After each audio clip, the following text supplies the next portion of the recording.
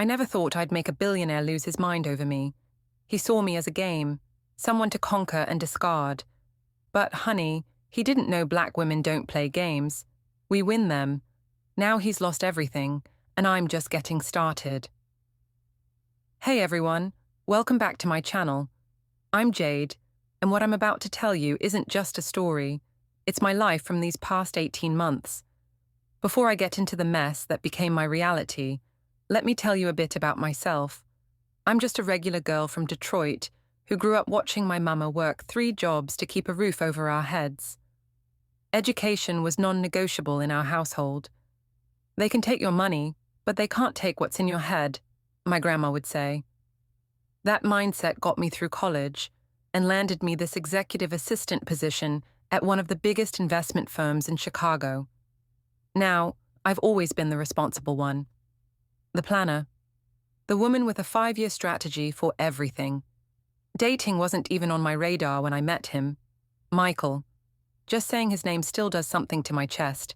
6'3", always in custom suits, with a smile that could charm anyone into giving him exactly what he wanted. And what he wanted, for a little while, was me. Or so I thought. If you've ever been underestimated or played with, stick around to see how I turned the tables on a man who thought my love was disposable. A billionaire who saw me as nothing but entertainment, a checkbox on his list of experiences. What he didn't count on was that this black woman from Detroit doesn't break easily. In fact, I don't break at all. Let me tell you how a man who owns half of downtown Chicago ended up crying in my apartment, begging me to stay.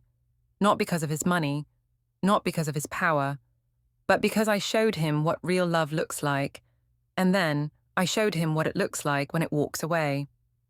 It was one of those fundraising galas where tickets cost more than my monthly rent. My boss couldn't attend last minute and sent me instead. Network, Jade. Make us look good. The venue was dripping in crystal and old money, and I was trying not to look as out of place as I felt. That's when I first locked eyes with Michael across the champagne fountain. I won't lie to you all, my heart did that little skip thing. He wasn't just handsome, he carried himself like a man who had never heard the word no. While I was admiring the architecture, because let's be real, I wasn't about to let on that I was admiring him, he appeared beside me, 2 glasses in hand. The chandeliers are original Venetian glass, he said, offering me champagne. But they're not the most beautiful thing catching the light in this room. Corny, right? But delivered with such conviction that I actually blushed. Me. The woman who once told an NBA player that his pickup line needed pickup lines. We talked for hours that night, about real things. He listened when I spoke about education reform in inner cities. I laughed at his stories about boarding school mishaps. There was this moment. He touched my wrist while making a point, and I swear electricity ran straight up my arm. By the end of the night, he had my number, and I had butterflies I hadn't felt since high school. My girl Tasha called me the next morning. "Child, do you know who that was? That's Michael Reynolds. The Michael Reynolds. Tech, real estate, that new airline. Google him." And I did. What I found should have been my first warning. Pictures of him with models, actresses, always someone new every few months. Never someone who looked like me. When he called to invite me to dinner at Alinea, the restaurant with a 6-month waiting list, my friends had opinions, lots of them. "He's just experimenting," said Tasha. "Men like that don't seriously date women like us." "Take the free meal and ghost him," laughed Keith. But there was something in his voice when he called, something that sounded genuine, or maybe that's just what I wanted to hear. Either way, I said yes, and that yes was the beginning of what would become both the most painful and most empowering journey of my life. After that first dinner, Michael became a constant in my life. The attention was intoxicating. I'm not too proud to admit that. One day, it was front row tickets to Beyoncé. The next, it was a surprise helicopter ride to a vineyard for lunch. When I mentioned missing my mama's cooking, he flew in my favorite chef from Detroit to prepare a private meal. Each gesture more extravagant than the last. each one making me feel like maybe, just maybe, this was different than his other relationships. But you'll know how it is when you're falling for someone. You start making excuses for the little things that don't sit right. Like how he'd always correct my table etiquette, smoothly reaching over to switch my fork the proper way. Or how he'd introduce me as Jade, she works in finance, never as his girlfriend, never giving me that validation I didn't even know I was seeking. The worst was meeting his friends. These trust fund babies looked at me like I was a science experiment. One night at a rooftop bar, one of them actually asked, "So what's it like growing up in the hood?" I nearly threw my drink in his face, but Michael just laughed it off. "She's from Detroit, not a documentary," he said, but there was something in his tone, like he was in on a joke I wasn't privy to. My sister noticed it first. "He treats you like you're a cultural field trip," she said during our weekly FaceTime. I defended him, of course, told her about the deep conversations we had, how he'd share his insecurities, about living up to his father's legacy. But even as the words left my mouth, I remembered how those intimate conversations always happened behind closed doors, never around his peers. 3 months in, I started getting those texts at 11 p.m. "You up?" Nothing inherently wrong with that, but they'd always come after he'd been out with his circle, like I was an afterthought, dessert, after his main course of social climbing and business deals. Then came that fateful charity auction. I wasn't supposed to be in that back hallway, wasn't supposed to hear him on the phone. But fate has a way of revealing what needs to be seen, and I heard him clear as day. "Yeah, she's fun, different, something to break up the monotony, you know, but obviously not long-term material." My heart didn't just break in that moment, it crystallized, hardened, and somewhere deep inside, a voice whispered, "Show him exactly what he's underestimating." Retry, son. After overhearing Michael's words, I did something I'm not proud of, but I don't regret it either. I went through his phone while he was showering. That's when everything unraveled. Text threads with his friends betting on how long he'd last with the assistant, jokes about slumming it, and worse, a pattern. I found pictures, conversations, even a spreadsheet. Yes, this man had a literal spreadsheet of women he'd dated outside his social circle. Each relationship lasted exactly 3 to 4 months. Each ended with some variation of, "It was fun while it lasted." I sat there on his Egyptian cotton sheets, phone in hand, feeling like I couldn't breathe. All those moments I thought were special, he'd done them before.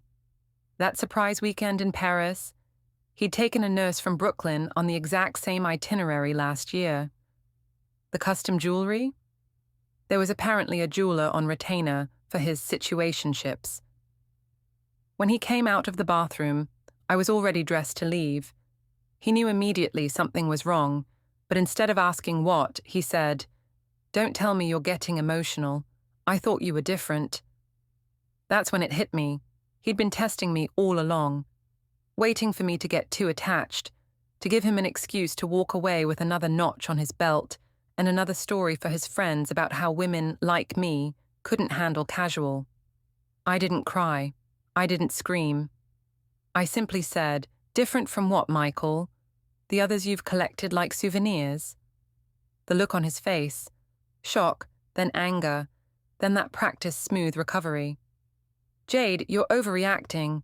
We're having fun, aren't we? Why complicate things?" I walked out without another word, but this wasn't the end. On the Uber ride home, something shifted in me. The pain transformed into clarity, then into purpose. I remembered my grandma's words about being underestimated. That's when you got 'em right where you want 'em, baby girl. Most women would cut their losses, block, delete, move on. But I realized Michael had never actually seen me, the real me. He'd been dating a projection, a fantasy of what he thought a woman from my background should be. He wanted different and fun. I'd show him different. I'd show him that this wasn't just another conquest, that he'd picked the wrong woman to play with. I didn't want revenge. Revenge is small, petty. What I wanted was justice. and education. I wanted to teach this billionaire that a black woman's love isn't a commodity to be traded or discarded. It's a gift, one he clearly didn't deserve, but one I was about to make him earn, and then question whether he was worthy of at all. I didn't contact Michael for 2 weeks after walking out. Let him sit with the silence, something men like him rarely experience.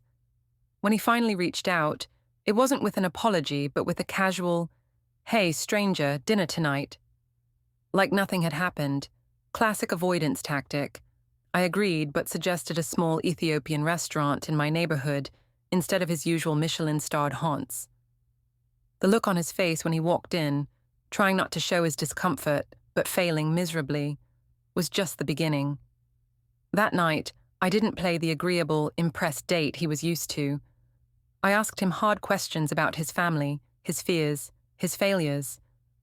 When he tried to deflect with charm, I called him on it. "That's not an answer, Michael. That's a rehearsed line."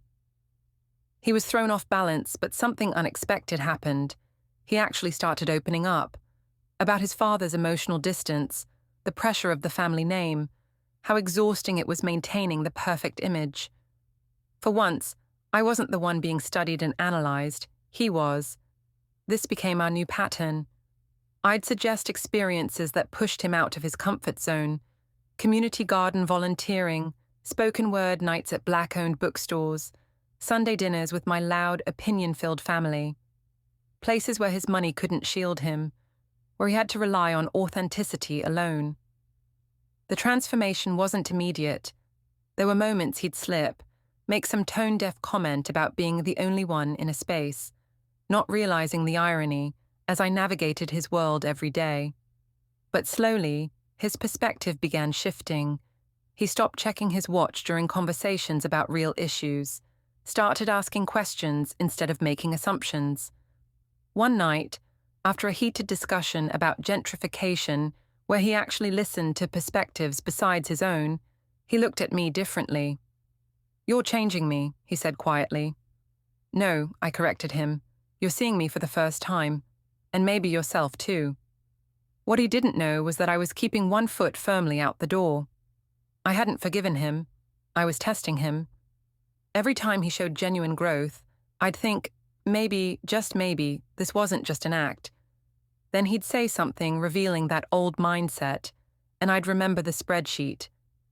The real turning point came when his company faced a PR crisis over displacement of historic black businesses for a new development. He called me panicking at 2 a.m. Instead of soothing him, I challenged him. "What would you do if you actually cared about the community, not just your reputation?"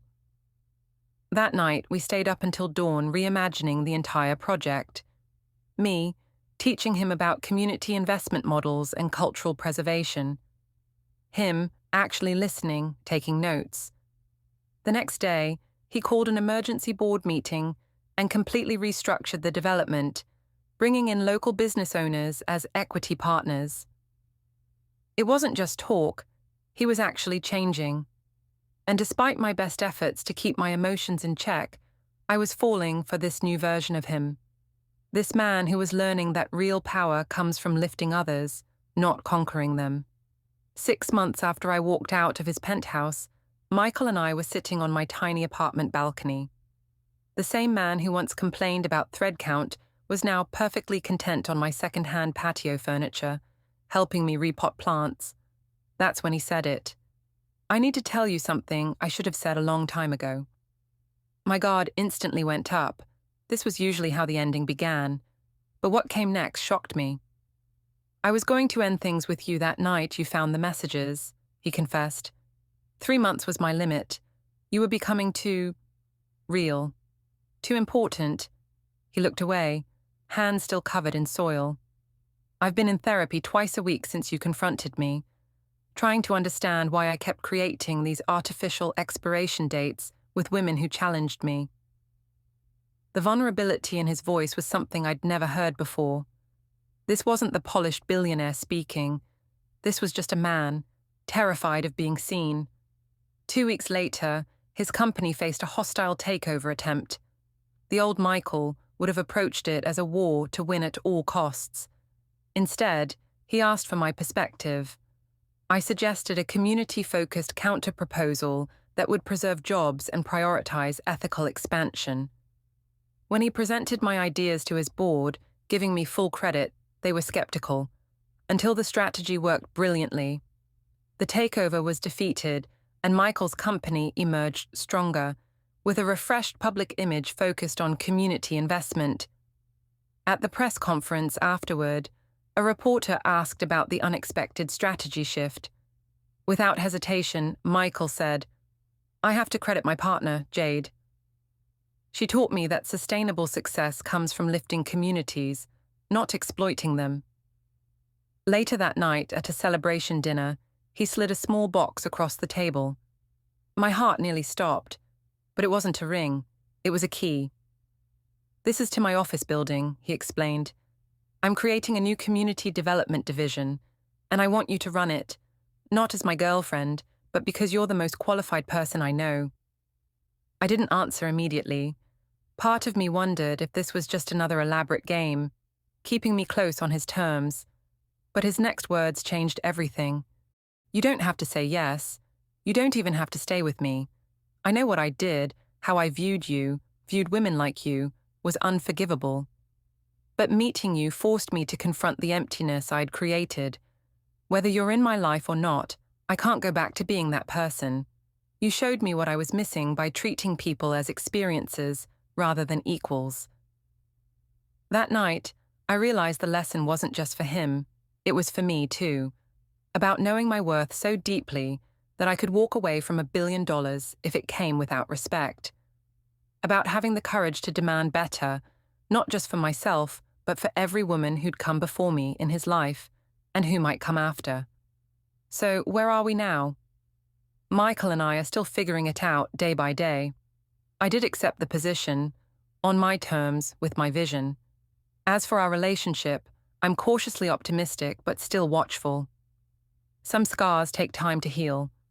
The real victory isn't that I changed a billionaire. It's that I refuse to shrink myself for anyone's comfort. My worth isn't determined by his validation or his growth. If you're watching this and recognize yourself in my story, remember, you are not an experience to be collected or a phase to be outgrown. Your love is valuable. Make them earn it, and never be afraid to walk away from anyone who doesn't see the queen you are. Subscribe for more real talk. Our stories matter,